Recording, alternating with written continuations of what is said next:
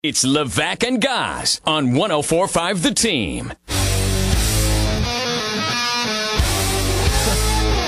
Poor Hahn's stuck on a subway. I think he's calling now. It is Levack and Goz 104.5 The Team. The draft lottery tonight. The Knicks hoping to get a top 3 pick in the draft.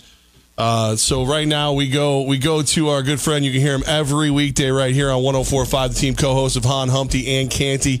Alan Hahn joins us. Alan, let's start with tonight's lottery. Is it crucial that the Knicks get a top 3 pick? Crucial? No, I don't think it's crucial because it's such a deep draft, especially at the position that the Knicks are looking to fill, which is the guard position. They haven't drafted a significant guard in many years, so I think because of the depth of that position, I don't think it's crucial to get top 3, but I'll tell you what, it's obviously you want to get the best of that position that you're looking for. So top 3 would be great. 18% chance to get there. And I don't know, I hate being that guy to reaper things. I just have a good feeling about it for some reason this year. Okay, he's got a good feeling about it. So let's say best case scenario. Best case scenario would still be number 1, and possibly the Lonzo Ball talk starts as early as this afternoon, tonight? That's how I feel. I think Lonzo Ball fits exactly what they need. I think better than Fultz.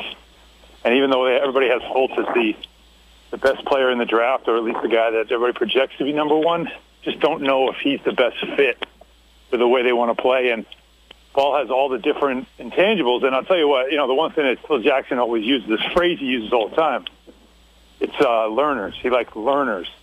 Well, if you talk to Steve Alford, the coach at UCLA, one thing he says about Lonzo Ball is one of the smartest players he's ever coached.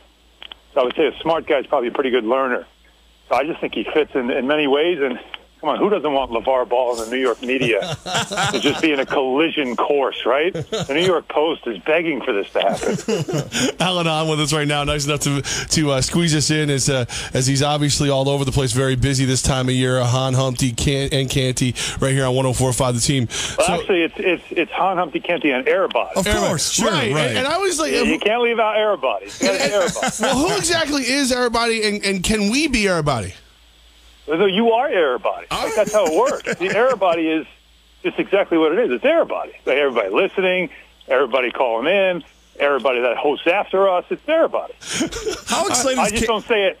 I just don't say it as cool as Chris does. Right. He says it way better. I think he prides himself on it because I want to there's times where maybe he's doing something and he has to make sure he says Airbody. That's his pride. Yeah, man. Well, you know what though? Here's the best part. So we started doing it. And the best thing is now, if anybody listening right now who might also listen to our show, you'll see, like if you have a digital readout on your car, your stereo, and then sometimes it'll tell you the name of the station and what song's playing. During our show, and people have taken pictures and tweeted me the picture, it says Airbody. E-R-R body. I have so many tweets and pictures with that. It's hilarious. Alan on with us right now. All right. So, how will LeVar Ball and Phil Jackson work together? I know it's great for what we do, but will it work for what the Knicks need? Yeah, it will. And here's a couple of reasons why. Number one, once Lonzo gets to the NBA, I think that LeVar's got to focus on his other 2 boys. The middle kid's going to start at UCLA. The younger one is still in high school. He's got his hands full. He'll be in L.A. I don't think it's going to be nearly the distraction that some people think it might be. Obviously, when he shows up in New York, he'll be around. He'll want to sit courtside. He'll probably get a seat right next to Spike Lee. Like, that's what this is. You can just picture it, right? Right. And yes, he's outspoken. He'll be a media darling. They'll lap up all the crazy stuff that he says. But in the end, it's about how good his kid is. And you've seen how Lonzo's handled the father already. Ramona Shelburne did a great story, good profile on the family for ESPN.com, and I read it. And I even felt better about it because the guy's crazy like a fox. I think he knows what he's doing, and he's doing it for all the purposes and the intents that he's getting out of it right now. I just think when it comes to once he gets to the NBA, the kid's going to have enough on his plate to deal with to become a good player. And again, it's a long shot because the Knicks gets at 7th and he's not even an option. But if it so happened, I still think it would work and it would work fine. But if I'm a betting man, he ends up in L.A. with the Lakers. Magic Johnson, great point guard there. Maybe learns from him. It's an exciting night for Lonzo Ball, exciting night for Knicks fans, but there's another person who wonders about their future in New York, and that's Carmelo Anthony. What do you see happening here in the next few weeks with Carmelo Anthony? It's really going to be next few months. I don't think we're going to really see anything until maybe July. And, you know, and I said this on the show today, and people need to understand, because it turns into now either you hate Melo or you love Melo, so you either defend him too much, you become a Melo stan, or you hate him and you're a Melo hater. And I hate being labeled. Especially I hate the hater label. I think it's stupid. But honestly, I just think it's that point where it's like the divorce. Rick used this on the show today, where he said, like, when you're a kid and you see your parents and they just don't get along, and you know it's just time. You want them to stay together, but they both need to go in separate directions, and you just know it. That's what this is. This is a franchise that wants to rebuild, and they want to hit the reset button. And they can't do it if Carmelo's still in the team, because Carmelo is more about trying to win now, and he doesn't want to go through a rebuild. So it's just one of those things that I'd rather see Melo go to a team where he can have success, if it's the Clippers or, you know, someone like that, and just let him finish his career making the playoffs and being in meaningful games.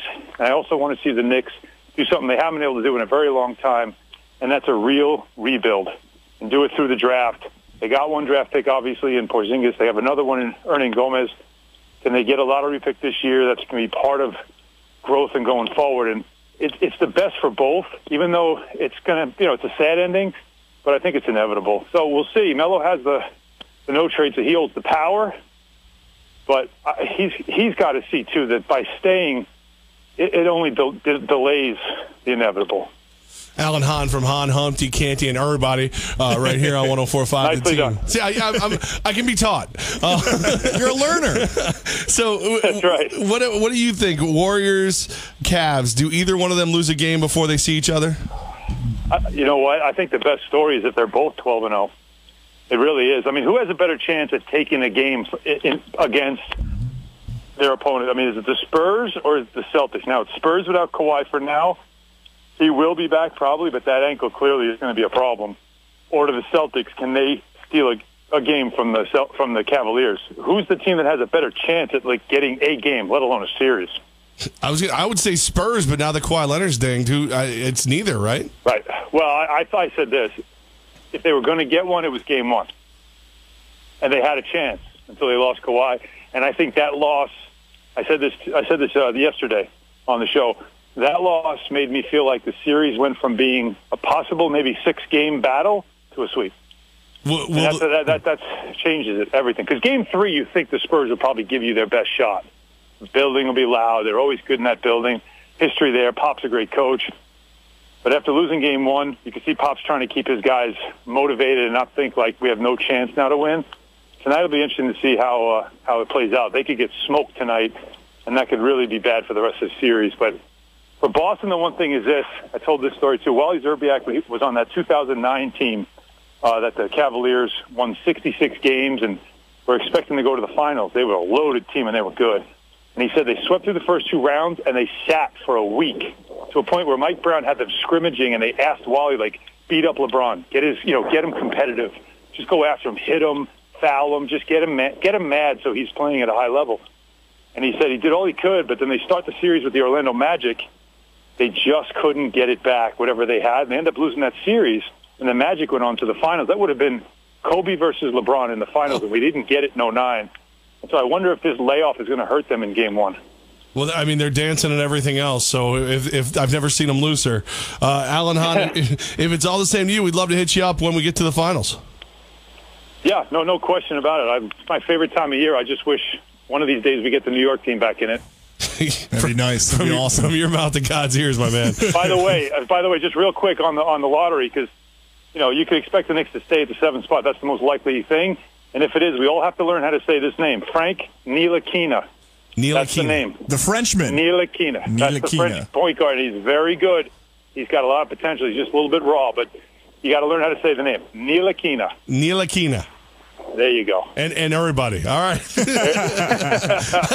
Alan Hahn taking us to school on a Tuesday afternoon, man. We appreciate you, brother. You got it. You will.